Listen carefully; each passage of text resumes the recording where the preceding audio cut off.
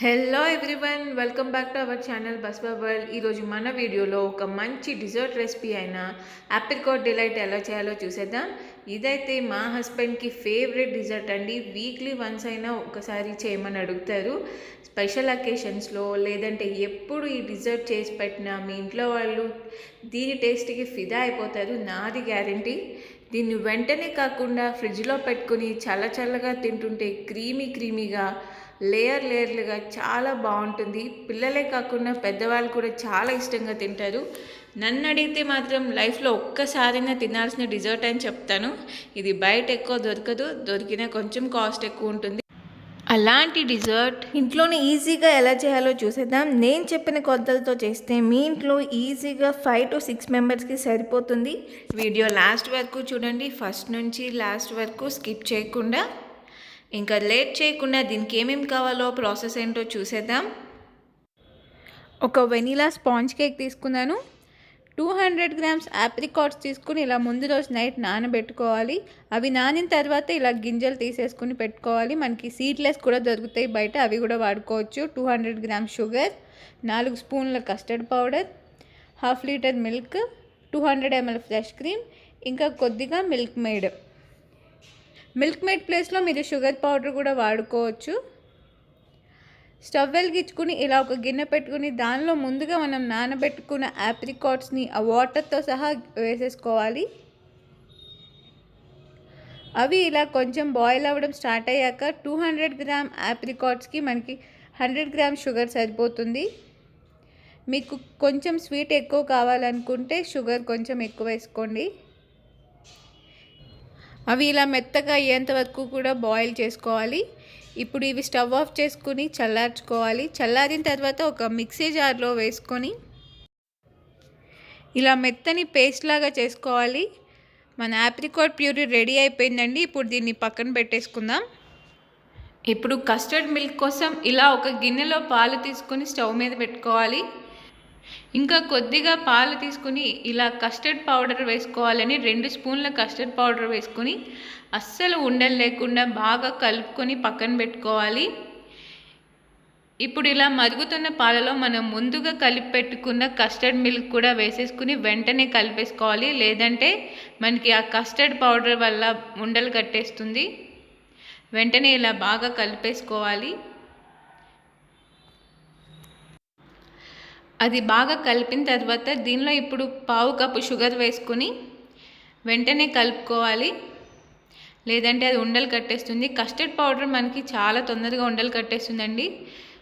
అది మనకు కావాల్సిన కన్సిస్టెన్సీ వచ్చేంత వరకు కూడా ఇలా కలుపుతూనే ఉండాలి. చల్లారాక కొంచెం గట్టిగా అవుతుంది కాబట్టి ఈ స్టేజ్లో నేను స్టవ్ ఆఫ్ చేసుకొని పక్కన పెట్టుకుంటున్నాను. ఇప్పుడు బౌల్లో 200 ml క్రీమ్ తీసుకుని ఇలా ఒకసారి స్పూన్ లేదా బీటర్తో బాగా బీట్ చేసుకోవాలి. ఇప్పుడు దీనిలో 100 ml మిల్క్ మేడ్ యాడ్ చేసుకోవాలండి. మిల్క్ మేడ్ ప్లేస్లో మీరు షుగర్ పౌడర్ కూడా వాడుకోవచ్చు ఒకవేళ మీకు మిల్క్ మేడ్ దొరకకపోతే. ఇప్పుడు దీన్ని కూడా బాగా బీట్ చేసుకోవాలి. ఆ మిల్క్ మేడ్ అంతా కూడా క్రీమ్లో మిక్స్ అయ్యేంత వరకు ఒకసారి దీన్ని ఇలా బాగా బీట్ చేసుకుని పక్కన పెట్టేసుకోవాలి. ఇలా ఒక బౌల్ తీసుకుని ముందుగా దానిలో ఆప్రికాట్ ప్యూరీ వేసుకుని ఇలా బౌల్ మొత్తం కూడా స్ప్రెడ్ చేసుకోవాలి.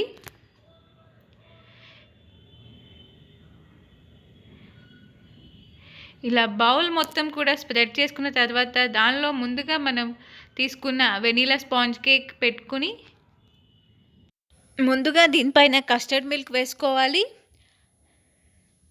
ఆ బ్రెడ్ మొత్తం పూర్తిగా కస్టర్డ్ మిల్క్తో తడిచేంత వరకు కూడా ఇలా కస్టర్డ్ మిల్క్ వేసుకోవాలి. ఆ బ్రెడ్ అనేది అస్సలు కనపడకుండా మొత్తం కస్టర్డ్ మిల్క్తో తడిచేంత వరకు కూడా ఇలా వేసుకోవాలి.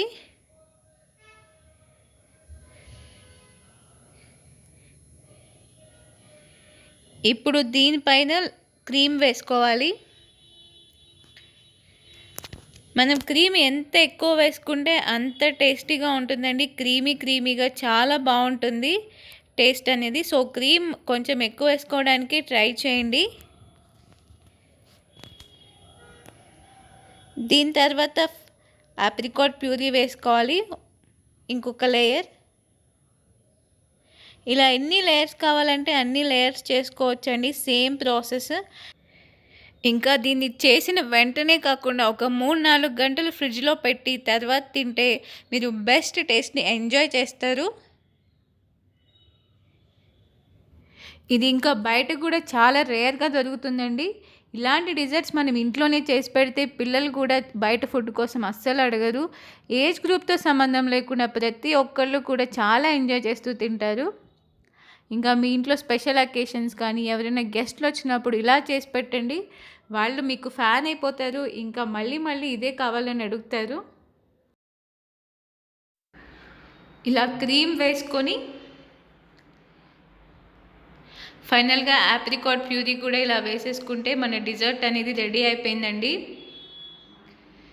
దీన్ని ఫ్రిడ్జ్లో పెట్టుకుని చల్లగా తింటుంటే చాలా బాగుంటుంది. క్రీమీగా లేయర్లుగా ఆప్రికాట్ ఫ్లేవర్ కూడా చాలా బాగా తెలుస్తుంది మనకి. ఫైనల్గా ఇలా చాప్డ్ బాదం వేసుకుంటే అవి కూడా పంటి కింద మధ్యలో తగులుతూ ఉంటూ చాలా బాగుంటాయి. అంతేనండి, మన ఆప్రికాట్ డిలైట్ రెడీ అయిపోయింది. లైఫ్లో ఒక్కసారైనా ప్రతి ఒక్కళ్ళు ట్రై చేయాల్సిన డిజర్ట్ అని చెప్తాను. నన్ను అడిగితే మాత్రం అంత బాగుంటుంది. ఇంకా ఇలాంటి మంచి రెసిపీస్ కోసం మన ఛానల్ని ప్లీజ్ సబ్స్క్రైబ్ చేసుకోండి, పక్కనే ఉన్న బెల్ని కూడా ఆన్లో పెట్టుకోండి. ఇంకా ఈ వీడియో నచ్చితే తప్పకుండా ఒక లైక్ చేయండి, మీ ఫ్రెండ్స్ అండ్ ఫ్యామిలీతో కూడా షేర్ చేసుకోండి. Thanks for watching. Will meet in next video with one more yummy recipe.